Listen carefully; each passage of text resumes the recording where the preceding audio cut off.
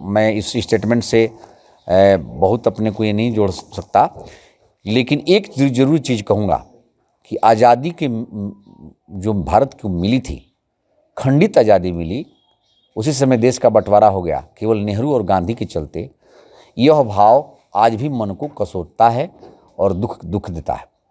यदि शायद अखंड भारत का रूप आज होता तो ये जो दृश्य भारत के सामने दिख रहा है वो नहीं दिखता।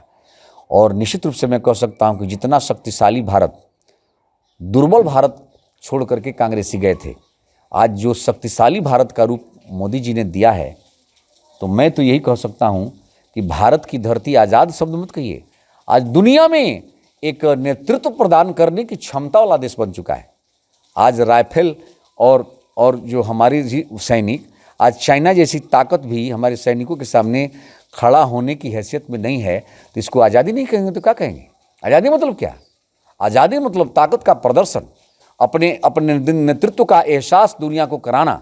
तो दुनिया के सामने यदि भारत कहीं आज़ाद भारत के रूप में, शक्तिशाली भारत के रूप में, एक सबल भारत के रूप में, संस्कारित भारत के रूप में आज कोई खड़ा है, तो आज कांग्रेस के रिजिम में नहीं बल्कि मोदी के नेतृत्व में ही खड़ा है कि आज पूरी दुनिया मोदी के नेतृत्व को स्वीकार कर रही है और भारत की ताकत को एहसास कर रही है। आज भी अभी भी कह रहा हूँ कि ओवैसी प्रजातंत्र का एक तरह से आतंकवादी है, और मैं तो और थोड़ा मर्यादित भाषा में कहूँ तो इस समय भारत की राजनीति में जिन्ना का दूसरा रूप ओवैसी ही है। दूसरा रूप पैदा हो चुका है। ये भारत को खंडित करने के लिए राजनीति प्रारंभ किया है, क्योंकि राजनीति प्रजातंत्र में रह करके, राजनीति करके ही इस देश को जितना नुकसान किया जा सकता है वो करने की साजिश रच रहा है। तो मैं तो यही कहूँगा कि भारत को खंडित करने की साजिश रचने वाला दूसरा जिन्ना भारत की धरती पर राजनीति के क्षेत्र में आ चुका है, और इस जिन्ना से सावधान रहना चाहिए। और जैसे उस जिन्ना की बड़ाई ये सब कर रहे हैं, तो आज ओम प्रकाश राजभर और अखिलेश जो है इस वर्तमान प्रजातांत्रिक जिन्ना की भी बड़ाई चालू कर दिए हैं ओवैसी का। तो ये प्रजातंत्र का दूसरा जिन्ना भारत की धरती पर ओवैसी के रूप में आ चुका है। मैं इस स्टेटमेंट से बहुत अपने को ये नहीं जोड़ सकता, लेकिन एक ज़रूर चीज़ कहूँगा कि आज़ादी के जो भारत को मिली थी, खंडित आज़ादी मिली, उसी समय देश का बंटवारा हो गया केवल नेहरू और गांधी के चलते। यह भाव आज भी मन को कसोटता है और दुख देता है।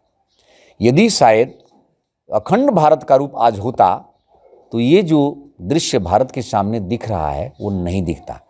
और निश्चित रूप से मैं कह सकता हूँ कि जितना शक्तिशाली भारत, दुर्बल भारत छोड़ करके कांग्रेसी गए थे, आज जो शक्तिशाली भारत का रूप मोदी जी ने दिया है, तो मैं तो यही कह सकता हूँ कि भारत की धरती, आज़ाद शब्द मत कहिए, आज दुनिया में एक नेतृत्व प्रदान करने की क्षमता वाला देश बन चुका है।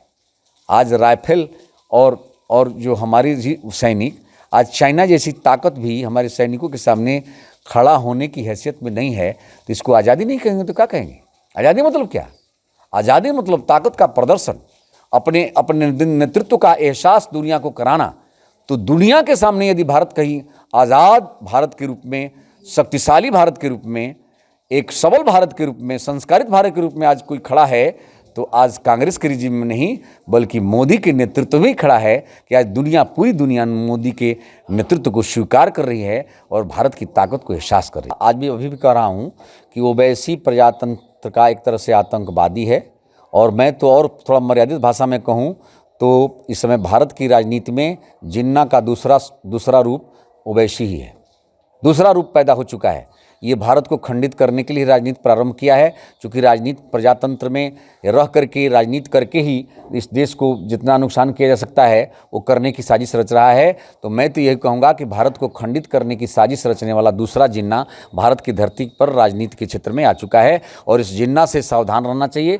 और जैसे उस जिन्ना की बड़ाई ये सब कर रहे हैं, तो आज ओम प्रकाश राजभर और अखिलेश जो है इस वर्तमान प्रजातांत्रिक जिन्ना की भी बड़ाई चालू कर दिए हैं ओवैसी का।